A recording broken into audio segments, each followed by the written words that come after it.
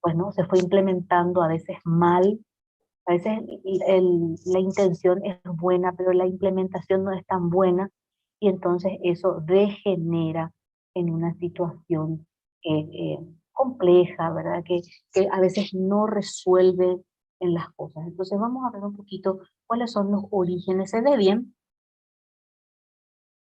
Ahí se ve.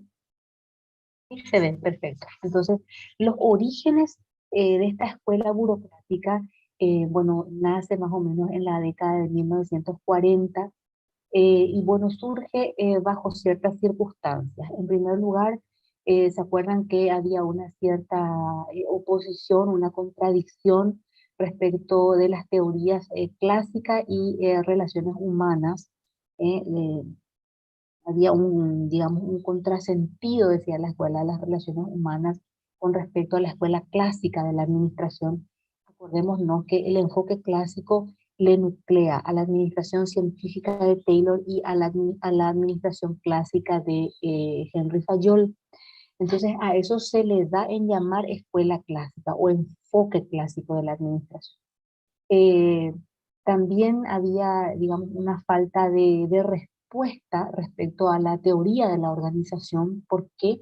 Porque la escuela de Taylor, la corriente de pensamiento de Taylor, que se basaba más en lo específico, en un análisis de estudios, de tiempos, de movimientos, era una versión muy parcialista de la administración. Y por otro lado, Henry Fayol sí que era demasiado generalista, muy general, ¿verdad? Y recordemos que Henry Fayol eh, analizaba la organización como un sistema cerrado, sin considerar que también la organización es impactada por el ambiente externo, ¿sí? Entonces esas eran las grandes falencias. Y por otro lado, la escuela de las relaciones humanas, que bueno, aportó mucho a la teoría administrativa, pero que sus detractores decían de que eran muy sentimentalistas. Una organización no se puede mover en base a un sentimentalismo, lo cual también es cierto. Entonces, a raíz de eso, no había una teoría que pudiera organizar el trabajo del administrador, ¿verdad? O sea, es decir, al administrador se le hacía muy complicada la toma de decisiones, justamente por todas estas razones que acabo de mencionar. Y entonces por eso es que se vio, o este propulsor de esta teoría, vio la necesidad justamente de elaborar o proponer, mejor dicho, esta forma de pensar para tratar en lo posible de dar una solución a todos esos aspectos. Por otro lado, también la organización misma requería de ciertos modelos organizados que fueran eficientes para tratar de administrar sobre todo el tamaño, la complejidad de las empresas. Entonces, eso también formó parte de los orígenes de esta escuela. Esta escuela nace, como todas las anteriores, nacieron como una respuesta a ese desorden, ¿sí? O a esa falta de ordenamiento, digamos, dentro de las organizaciones. El resultado fue el modelo burocrático. Es una escuela, es un modelo propuesto principalmente por Max Weber. Sin embargo, él también tuvo autores que trabajaron con él y ofrecía ventajas de esto. Siempre las teorías son desarrolladas buscando un objetivo y tratando de resolver un problema. Bueno, ¿a qué conclusiones llega esta escuela de pensamiento administrativo? En primer lugar, es una teoría ideal que se considera correcta en términos de su funcionamiento dentro de la empresa. Sin embargo, hay un grupo de detractores también dentro de esta escuela de pensamiento, por eso aquí encontramos la palabra contradicción, eh, porque cuando se piensa en los burócratas, o sea, nos viene a la memoria o a la mente, mejor dicho, organizaciones muy grandes, o sea, vastas, impersonales, y muy complejas, ¿sí? Sin embargo, Weber pretendía mejorar la organización y que ésta fuera predecible y productiva. O sea, él lo que quería básicamente era que los procesos fueran estandarizados, y que se pudiera llegar al resultado sin imprevistos, sin tener que sortear imprevistos. Por eso es que habla de previsibilidad y productividad. Bueno, y acá hay una cantidad de representantes de esta escuela. En primer lugar, vamos a conocerlo un poquito a Max Weber, el fue un científico alemán. Clasificó la organización o definió, mejor dicho, la organización según el tipo de autoridad y también hizo una clasificación de la sociedad. Él decía que había tipos de autoridad y sociedad de índole tradicional, carismática y burocrática. Otro representante de esta escuela es Robert Merton. Bueno, él decía de que la organización necesitaba y exigía un control más pormenorizado, haciendo énfasis en la previsibilidad del comportamiento. Habla también de una rigidez y defensa de la organización y de cierto grado de dificultad con los clientes que también se tenía, ¿verdad? Al ser una organización estrictamente rígida, ¿eh? Y que defiende de por sí la organización, entonces obviamente se generan ciertas incompatibilidades con los clientes. Hoy en día nosotros tenemos, o la mayor parte de las organizaciones que trabajan, sobre todo en el ámbito de los servicios, comercio, en todas partes, ¿verdad? Sobre todo en la iniciativa privada, en el sector privado, existe un lema que el cliente siempre tiene la razón. Entonces, es una organización que da mucho énfasis y mucha importancia al cliente, porque al final es el cliente el dueño del proceso. Eso es lo que hoy en día se entiende, ¿sí? Las organizaciones modernas entienden. Sin embargo, en aquella época, la propuesta que hicieron los burocráticos no era tal. eh, la organización es rígida, se centra en sí misma y todo el sistema está centrado en lo que dicen las personas que están al frente y las que están operando dentro de esa organización. O sea que hace caso omiso o como que le ningunea al cliente. El cliente es el que debe someterse a los procesos y a la complejidad de la organización. Entonces, por eso es que se genera un sentimiento de defensa de la acción individual dentro de una organización. Ustedes me van a ir pidiendo la palabra si es que hay algo que de repente no entiendo. Bueno, son varios los autores, yo no quiero citar a todos, o sea, no quiero en realidad explicar todo, prefiero hablar básicamente de la propuesta de esta escuela de pensamiento, y así que me voy a ir a ver, directamente al modelo de Max Weber.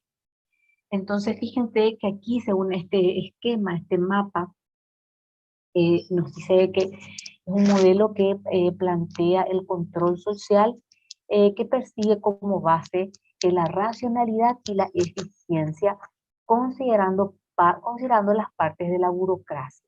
Les decía que Weber dividió el tipo de autoridad y a la sociedad misma en, en tres clases, digamos, en tres clases, una clasificación de tres tipos. El tipo autoritario, fíjense acá está, o vamos a volver otra vez, en donde se cuenta o se tiene una sociedad tradicional y por ende el líder va a ser también tradicional. Una sociedad carismática, en donde el líder también va a ser de ese tipo, una persona carismática. Y después una sociedad burocrática basada en la eficiencia, según Weber y sus seguidores. Entonces, y la productividad, la eficiencia y la productividad. Entonces, a partir de todo esto se genera qué cosa o se basamenta un modelo.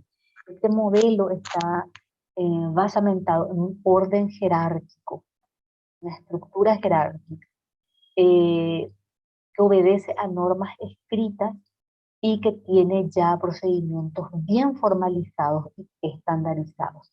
Y estos tres deben ser obedecidas para funcionar efectivamente. Entonces, la sumatoria de estos dos conceptos da como resultado el nivel de autoridad. O sea, que estos dos conceptos de racionalidad y eficiencia da como resultado el nivel de autoridad. Eh, por un lado, el poder y por otro lado, la legitimación. Si uno considera que tiene poder, pero no tiene la legitimación, entonces quiere decir que no tiene poder. ¿Entienden? Solamente en su constructo mental existe ese poder si es que el mismo no está legitimado. Eso nos lleva a un histórico, lo que a mí me gusta mucho la historia. Y estoy recordando en estos momentos a Enrique IV, rey de Castilla, en una época en la que todavía no existía España imperial. Y bueno, eh, con una persona que tuvo un conflicto realmente, eh, porque, bueno, tenía que defender siempre su poder a través de la legitimación de las cortes, o sea, de las personas que formaban parte de ese núcleo social en aquel tiempo. Estamos hablando del siglo XV, 1400. Y a él le dificultó mucho gobernar por el hecho de que él, hoy en día nosotros podemos hablar de él y estamos en condiciones de hacerlo. Porque hoy en día tenemos la capacidad de ser más, de poder entender la diversidad y de ser inclusivos. Es muy importante. La educación inclusiva es importantísima porque gracias a la diferencia es que este mundo es más atractivo y da gusto vivir en él. Porque si todos fuésemos iguales, Profe, discúlpame que te interrumpa. No se sí, te escucha bien, profe. ahí se escucha. Ahora sí, profe. Sí, Más bueno, o menos hasta dónde escucharon? ponerle que 10 segundos atrás por ahí, profe, ya. Ah, bueno. ¿Escucharon la parte en que yo hablé de poder y legitimación del poder?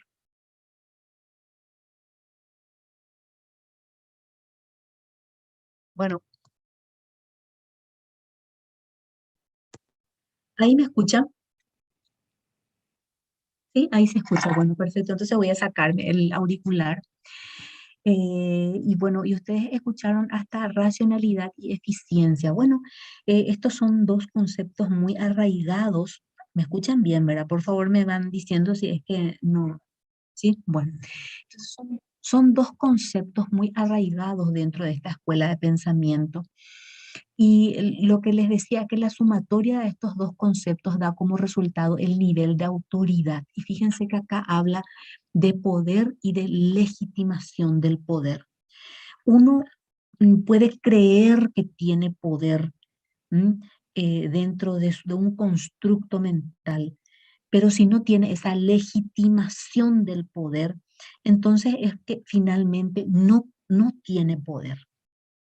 Y lo que les venía comentando en el tiempo en que ya no pudieron escucharme, es que me viene a la mente un ejemplo de la necesidad de legitimar el poder. Y es un caso histórico, anecdótico realmente. Me refiero a Enrique IV de Castilla, en una época en la que España no era todavía un imperio. Estamos hablando del siglo XV, año 1400, mucho antes. Estamos hablando de 1450 o fines de los 40. 1440, 1450 aproximadamente, en la que reinaba un rey en Castilla llamado Enrique IV. Y justamente les decía que a él le costó mucho mantener la legitimación de su poder como rey, bueno, porque él era diferente, ¿eh? Y en esa época la sociedad era todavía, y hasta hoy en ciertos sectores lo sigue siendo, pero fueron épocas difíciles en las que no se aceptaba mucho la diversidad. Hoy en día nosotros ya estamos en condiciones, les decía hace rato, de hablar eh, entendiendo la importancia de la diversidad y la importancia de la inclusión y del respeto hacia todas las personas, ¿verdad? Hoy en día la educación es inclusiva y se hace grandes esfuerzos de ciertos sectores para que se pueda, digamos, em, tener un mundo mucho más humano, desde el punto de vista humano. Enrique IV era una persona que tenía una orientación sexual diferente a la de los demás. Entonces vivía en una sociedad que todo el tiempo le criticaba, le inquiría, ¿eh? Y bueno, no estaba, o sea, no estaba quizás acorde, no estaba acorde a las expectativas de su sociedad y de su tiempo. Entonces le costó mucho gobernar, porque ante cada decisión que él quería tomar, acordémonos que era el rey, él tenía el poder de la jefatura que le fue transferida de generación en generación, porque ustedes saben que los poderes monárquicos son así. Pero a él particularmente le costó mucho gobernar por esa característica que acabo de decirles, ¿verdad? Entonces había como una negación por parte de la sociedad misma, eh, y ante cada decisión trascendental que él quisiera tomar, imponer su poder y bueno, y tomar una decisión, entonces siempre le salían al paso sectores de la sociedad que no estaban conformes y que, bueno, le demandaban, em, ¿cómo les podría decir? Estaban en contra siempre de él. Y a él le costó mucho legitimar su poder por esa característica muy individual y muy personal, que si estuviese en estos tiempos sería respetada, ¿sí? Incluso tal es así que él tenía una hermana porque él fue hijo de otro rey, ¿verdad? Este falleció, ¿verdad? Y entonces él subió como rey, pero su padre se había casado en segundas nupcias con la mamá de Isabel la Católica, Isabel la Católica. Entonces, como por esa orientación de la que yo les estoy hablando, él, bueno, por una imposición se tuvo que casar, pero él no tuvo hijos, o sea, no pudo tener hijos rápidamente, hasta que finalmente llegó una niña llamada Juana, ¿eh? Pero la gente le atribuía la paternidad, no le atribuía la paternidad de esa niña a él. Sin embargo, para todos los efectos, él afirmó que esa niña era su hija. Pero el pueblo, el burdo, digamos, eh, decía que no, que esa no era su hija, que no podía serlo. Y le atribuyeron la paternidad a uno de sus, a una de las personas más allegadas a él, de apellido Beltrán, Beltrán de la Vega. Y a la niña pasaron a llamarle Juana la Beltraneja. No sé si a ustedes les gusta la historia, pero yo les cuento que fue así. Entonces, cuando él decide nombrarle a ella como su sucesora en la corona, Hay ciertos sectores que querían que Isabel, la hermana de padre de él, fuera en realidad la que gobernara, la que tuviera el poder de Castilla.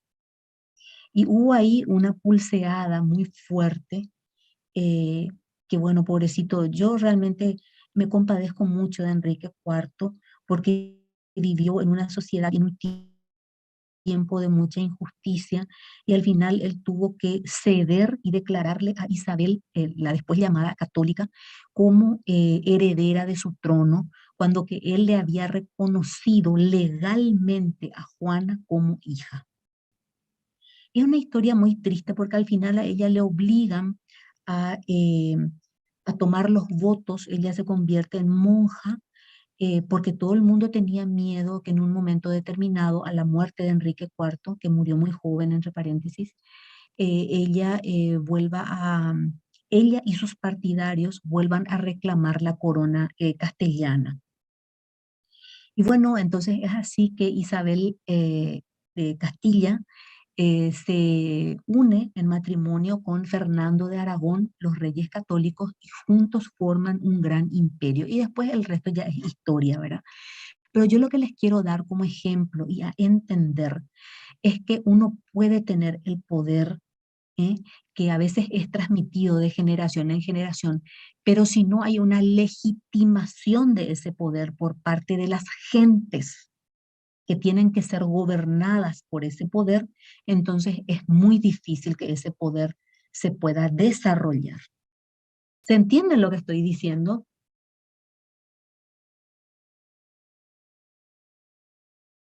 Tal es así que viendo algunos documentales, Juana de Castilla, em, ella murió tenía, pobrecita, 17 años cuando fue ordenada monja. Se le obligó. Ella no quería tomar los votos, pero se le obligó. Y murió en un convento. Ella era hija también de una princesa portuguesa. Así que de ambos lados, tanto del lado de Castilla como del lado de Portugal, ella era una amenaza al poder, porque era, bueno, miembro de la realeza y podía ella reclamar su lugar. Ella muere ya en avanzada edad, a los años, tenía ya creo que 60 y tantos años, que para esa época era superar totalmente las expectativas de vida, e hizo un testamento y firma el testamento con una frase que se utilizaba mucho en la Baja Edad Media, que es firmado yo la reina. O sea que ella siempre supo que ella era reina, que debió haberlo sido, pero que le robaron el poder. ¿Sí? ¿Por qué? Porque, bueno, su padre no pudo. Su padre tenía problemas de legitimación por las razones que ya les comenté. Entonces, siempre tenía que, cuando decía algo y un grupo se oponía, él tenía que dar su brazo a ceder, eh, bueno, porque de lo contrario perdería totalmente el apoyo de quizás una gran mayoría. Entonces es así, esta escuela burocrática se basamenta mucho en lo que es el poder y la legitimación del poder, ¿sí? Y por ende es una estructura organizacional altamente autoritaria en su esencia y muy formalista en sus aplicaciones. ¿Qué quiere decir formalista? Que se basamenta mucho en normas escritas y también en procedimientos que ya han sido preestablecidos. ¿Sí? Pero no aburrirles realmente con mis comentarios porque es, lo que yo quiero es que entiendan. Por eso es que de repente a veces me explayo y me salgo a veces de contexto, pero es solamente en el afán de que ustedes puedan entender. Vamos a ver un poco cuáles son los tipos de sociedad según este autor Weber. La sociedad tradicional, que es un sistema en el cual los súbditos aceptan el poder por tradición. Los reyes, por ejemplo, fíjense acá, le tenemos a un rey, ¿verdad? Que de generación en generación van gobernando una determinada zona geográfica. Y acá en mi barrio hay una propaganda, parece ser del Partido Colorado, así que no hagan caso si es que escuchan. Bueno, y después tenemos una sociedad de tipo carismática, en donde la autoridad se basa en la aceptación de los súbditos a un superior que tiene cierta influencia de su personalidad hacia el pueblo. Es decir, una persona, el famoso líder, ¿verdad? Bueno, ya que está pasando acá justamente el- la invitación del Partido Colorado, les puedo decir de que el Partido Colorado se basamentó justamente en este sistema carismático al principio, porque proponía líderes que tienen cierto carisma, que tienen de por sí una aceptación, que saben llegar a las masas, que saben encontrarle el punto a un conjunto de personas que es alegre, que es enérgica, que la energía es contagiante, que siempre se maneja de manera positiva y tiene como una especie de halo misterioso eh, que le embruja a los demás por utilizar algunos términos más, porque realmente en ese liderazgo carismático no hay mucha ciencia. ¿Y por qué digo eso? Porque la ciencia misma no puede entender qué es lo que hace que ciertas personas sean tan atractivas, que la gente o las masas les sigan sin oponer resistencia. ¿Eh? Entonces, ese es el liderazgo o la sociedad carismática. Es una sociedad que está dirigida por un líder, que es una persona que les encanta a las masas. Por ejemplo, Hitler fue un líder carismático, ¿eh? Porque él en su país, en su nación, él fue un fenómeno en su época. Después vino todo este tema de la guerra, de la Segunda Guerra Mundial y todos los desastres que generó él en su locura, en su delirio, pero antes de eso, él fue el que fundó el partido nazi, el Partido Socialista, que era un partido que no tenía ninguna representación en aquella época. Y después llegó al poder ese partido y la gente pero le seguía eh, ciegamente. Entonces, esos líderes carismáticos forman parte de esta sociedad eh, de la que habla justamente Max Weber. Y después tenemos lo que él justamente propone, lo que Weber propone, que es una sociedad racional, legal o burocrática en la que priman las normas y las reglas. Esperen un momentito, por favor, les pido, porque está llegando mi niña del colegio y le tengo que abrirla un momentito, por favor.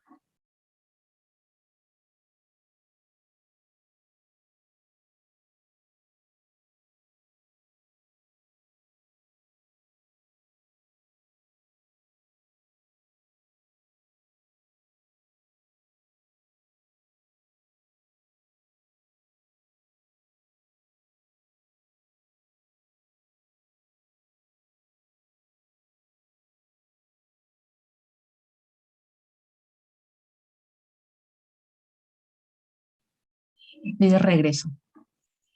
Entonces les decía que es justamente el modelo que propone Max Weber, que está centrado en cierto ordenamiento, en normas escritas, en reglas, en procesos preestablecidos. Eso es lo que Max Weber proponía. Vamos a ver un poco los tipos de autoridad según Weber. La autoridad tradicional cuando los subordinados aceptan las órdenes de los superiores como justificadas. ¿Eh? Em, la autoridad legal cuando los subordinados aceptan las órdenes de los superiores como justificadas porque están de acuerdo con ciertas normas. Entonces, es como que yo les diga, vamos a rendir el primer examen parcial y ustedes aceptan eso, pero ¿por qué lo aceptan? Porque hay una regla, una norma, ¿eh? Un marco reglamentario que establece eso. ¿Y cuál es nuestro marco reglamentario a nivel de la universidad y a nivel de la facultad? Es el reglamento interno, en donde se estipula que los estudiantes tienen que rendir exámenes parciales y entonces por esa misma razón ustedes aceptan este proceso que tienen que cumplir en base justamente a ese cuerpo normativo escrito, ¿sí? Y después tenemos el modelo carismático, que bueno, que más bien aceptan, los subordinados aceptan las órdenes por una cuestión de influencia. La influencia que puede ejercer un determinado líder. Dice, aceptan las órdenes del superior como justificadas. ¿Y por qué se están justificando? Porque fulano dijo, porque mi líder dijo. Antes, por ejemplo, en el, en el estronismo se le llamaba a Stroessner el único líder. Y ya el único líder dijo y entonces eso es lo que se respeta. ¿Entienden? Bueno, y entonces esos modelos, esos tipos de autoridad son los que reconoce Max Weber. Vamos a ver un poco cuáles son las críticas a su modelo. En primer lugar, formalismo y papeleo excesivos. Cuando uno se va a dirigir, o sea, va a tomar contacto con una organización burocrática, o desde el punto de vista de la concepción de Max Weber, eh, las áreas que forman parte de esa organización, si es que se van a comunicar con otras áreas, no se dirigen a la persona, sino que se dirigen a la línea de autoridad. Entonces, supongamos dentro de un hospital, el jefe de guardia necesita dirigirse al director del hospital. Y supongamos que Juan Pérez es el director del hospital. Entonces, si el jefe de guardia va a hacer una nota, no se va a dirigir en un modelo burocrático, no se le dirige la nota a nombre de Juan Pérez, sino que se dirige a nombre de la autoridad, del cargo que ocupa esta persona. En este caso, por ejemplo, se hace un memo, entonces se pone a Dirección General Asistencial de Jefatura de Guardia, por ejemplo. Entonces ahí, en este modelo de Weber, las relaciones son impersonales. Impersonales. Esto es muy importante entender. Ahora que hablamos de papeleo, nomás recordé esto y es por eso que de repente fuera de este contexto que les estaba explicando antes, es que les voy diciendo. Entonces, las críticas al modelo de la burocracia es que excesivo papeleo y formalismo, exhibición de símbolos de autoridad, ¿no? Yo soy el jefe todo el tiempo. O por ejemplo, los símbolos de autoridad tienen que ver con el hecho de que se le organiza una oficina diferente a la de los demás, en donde se hace exaltación de su poder y de su autoridad. Se le deja un lugar dentro del estacionamiento en el que nadie puede ir a estacionar, aunque él no esté presente o no haya venido al hospital. Nadie puede usar. Ese es un símbolo de autoridad. Se le confecciona sellos, en donde todo el tiempo está estampando su rango. Se le pone una señalética en su oficina en donde diga director general asistencial, por ejemplo, ¿verdad? O sea, todas cosas, símbolos muy rimbombantes que derivan en una exhibición,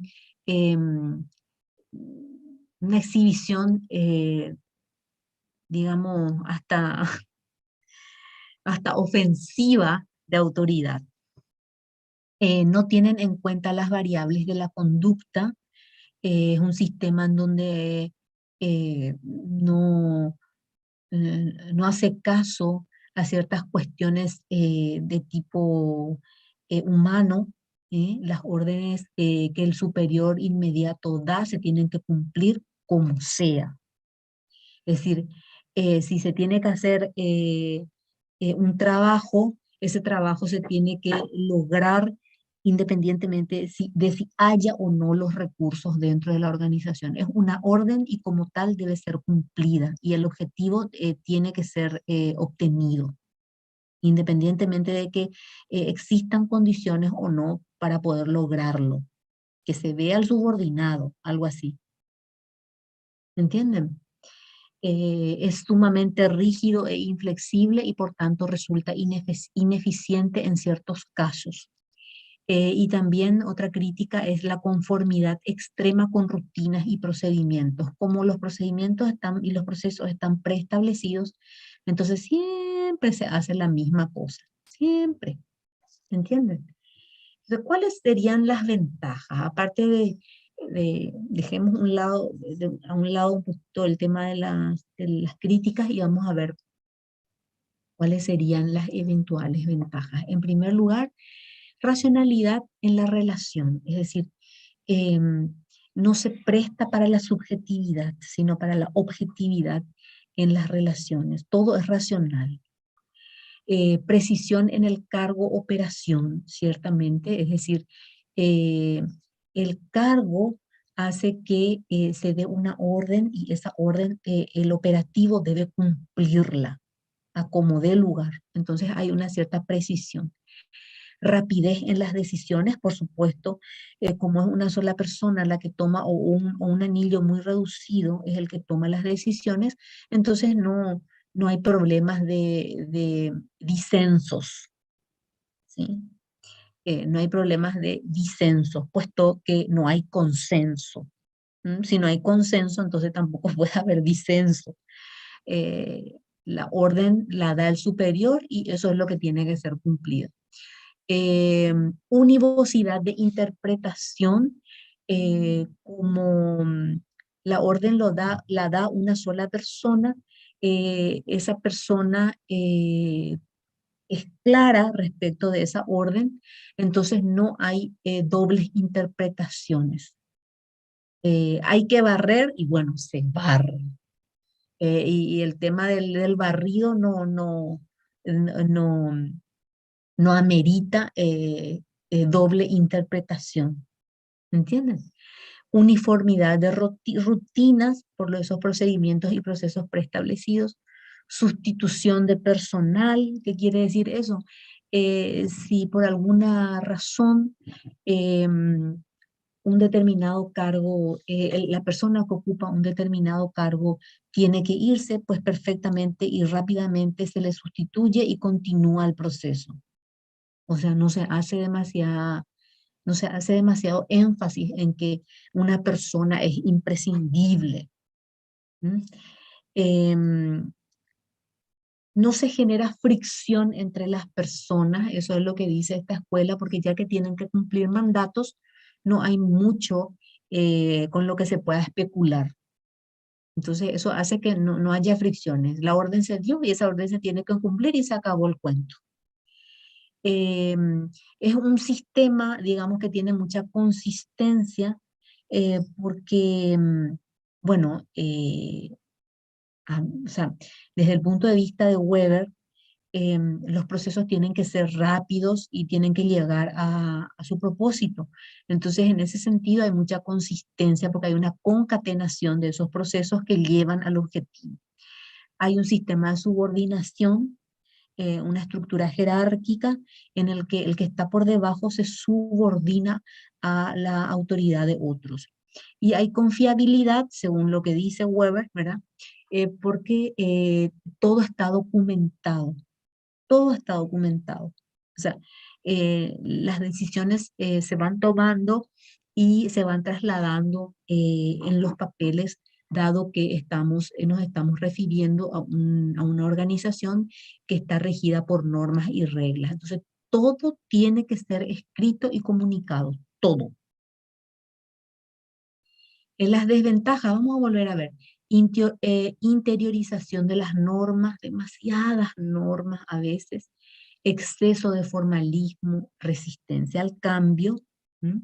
Despersonalización de las relaciones, jerarquización, conformidad con rutinas, exhibición de autoridad y conflictos con el público. Claro, como es un sistema que se mira hacia sí mismo y cree que él es el centro de todo, no le interesa la opinión de los demás, en este caso del público, no le interesa. Entonces es más o menos es el ejemplo perfecto de este tipo de organización que son las organizaciones gubernamentales. El otro día, como nosotros, ustedes saben que soy funcionaria pública, porque trabajo en la Universidad Nacional de Asunción, y se me perdió mi tarjeta de débito, eh, que nuestros haberes los cobramos a través del BNF. Y entonces tuve que hacer un pedido de reposición de la tarjeta y me tenía que ir a retirar allá en el centro sobre 25 de mayo. Y ahí me di cuenta de lo patético que es, Dios mío. En las instituciones de banca privada rápidamente te hacen pasar, hasta te sirven café y todo, ¿eh? Sin embargo, en este lugar, los funcionarios, ¿verdad? Tremendamente aburridos y dejados, ¿cómo les puedo decir? Em, Acostumbrados a la rutina, ¿eh? Que para alzar un papel se toman 10 minutos de su tiempo, para buscar otra cosa se toman otros 10 minutos, entonces ahí uno se da cuenta, y miren que yo también soy funcionaria pública, me doy cuenta de que hay ciertos aspectos de este sistema que a veces no son del agrado del público, porque en ese momento me tocó a mí ser público, ¿eh? Entonces, estas son las desventajas de la escuela burocrática de la administración. ¿Qué tal están? ¿Se aburrieron? Un poquito. ¿Qué tal, Ana? ¿Cómo estás, Ana Chamorro? No, profe, no nos aburrimos. Hola, profe, Estamos ¿qué tal? pensando hermano, cómo vamos a rendir todo esto, profe. Bueno, hay Totalmente. que leer, Ana, hay que leer únicamente porque esta parte es toda leída y no queda de otra más que leer. Ustedes saben que esta asignatura de administración y economía es eminentemente teórica, ¿sí? Con ciertas cuestiones prácticas que vamos a ver, pero más adelante. Esta primera unidad es muy teórica, por eso yo realmente entiendo que se preocupen. Profe, dice, tengo un inconveniente personal, voy a tener que retirarme. ¿Quién es Lorena? Ya se fue Lorena. Em, entonces lo que vamos a hacer es lo siguiente, yo voy a proyectar nuevamente en la pantalla porque quiero mostrarles un libro. Este es un buenísimo libro que les puede servir muchísimo, que es Administración Hospitalaria y de Organizaciones de Atención de la Salud. Yo buscando justamente un libro que pudiera servirles al área disciplinar de ustedes, que son las ciencias médicas, es la ciencia médica. Entonces encontré este libro digital en donde hace mención de todos los aspectos que tienen que ver con la administración hospitalaria. Y obviamente uno de los primeros capítulos habla de la teoría general de la administración, ¿eh? Y después va aplicando esos conceptos de administración al ámbito de la salud, ¿eh? Y aquí es donde en el capítulo 1 tenemos las escuelas, o sea, acá era un poco en la 2, historia de la administración general. Entonces aquí tenemos la escuela de la administración científica, la escuela de las relaciones humanas, la neoclásica, y esta, la escuela estructuralista o burocrática. Ya las demás yo realmente no quiero darles porque es muy largo, em, y creo que les voy a apabullar. Para mí, con que ustedes sepan cuáles son las más trascendentales, no les digo las más importantes, pero sí las más trascendentales, las que han sido la base del pensamiento administrativo. Y justamente acá, voy a poner un poquito aquí, escuela estructuralista o burocrática es que tienen todo lo que habla acerca de Max Weber. Yo le incluso fui pintando en amarillo algunas cosas y fíjense qué interesante aquí haciendo ustedes un cuadro, por ejemplo, eh, para, para responder un poquito a la pregunta de Ana. Ana, ¿verdad? Ana Chamorro, ¿verdad? Así era, Hola, Ana. doctora. Hola, mi reina, ¿cómo estás? Ana, ¿verdad? Denise creo que te había preguntado, profe. La Denise fue la que me compañera. preguntó. Ah, Denise, ya. sí. Ah, bueno, gracias. Em, Atendiendo a la pregunta que Denise hizo, yo creo que la mejor manera es, por ejemplo, armando mapas conceptuales o mapas mentales, cuadros comparativos, eso también sirve bastante, como el caso de este cuadro, para poder internalizar un poco la cantidad de teorías que vemos. No es mucha, son en realidad 4 teorías, ¿verdad? La teoría científica de Taylor, la de Fayol, la clásica, la de las ¿Ese relaciones está en el humanas. libro, profe? ¿Ese Ese cuadro? es ese cuadro está en el libro, en este libro nuevo que yo les estoy presentando en estos momentos y que les puede servir muchísimo. Por ejemplo, este es en el caso específico de eh, de la escuela burocrática, ¿verdad? Donde les habla de los tipos de sociedad, cuáles son sus características, los ejemplos, los tipos de autoridad, las características, la legitimación y el aparato administrativo. Entonces, ustedes viendo estos cuadritos pueden entender muy bien cómo hacer el abordaje de esta cantidad de información. Les quiero mostrar que también aquí está la escuela científica de la administración. Esperen un momentito, yo esto voy a poner en el repositorio. Acá está la escuela de administración científica, ¿eh? Y les va mostrando cuáles fueron bueno, como una especie de línea de tiempo o evolución cronológica, y después les va hablando, les va diciendo cómo es, les va diciendo cómo es cuáles son las características fundamentales de esta corriente de pensamiento. Fíjense, hay una división del trabajo, la autoridad, la disciplina, les va diciendo. Y después tenemos a la Escuela de las Relaciones Humanas. Yo creo que esta también, esto está en el capítulo 2. Yo creo que esto les puede servir muchísimo. Voy a pintar ya el capítulo 2 para que ustedes después puedan entender, saber que a partir de acá es que empieza. Acá. Entonces, es la unidad 2 en la que ustedes van a encontrar desde lo que es Frederick Taylor, pasando por Fayol, Mayo y también Weber. Y puede servirles bastante. Yo les voy a colocar esto en el repositorio, ¿sí? O le voy a enviar a, ¿cómo era nuestro delegado? Em, Tengo tantos grupos que ya se me olvida. Samir era, ¿no era Samir? Bárbara, profe. Bárbara, cierto. Bueno, incluso le puedo enviar a ella, eh, pero preferiría que esté mejor en el repositorio como para que todas puedan tener la garantía de contar con este material. No sé si hay alguna pregunta al respecto de lo que hemos desarrollado hoy, ¿qué les parece?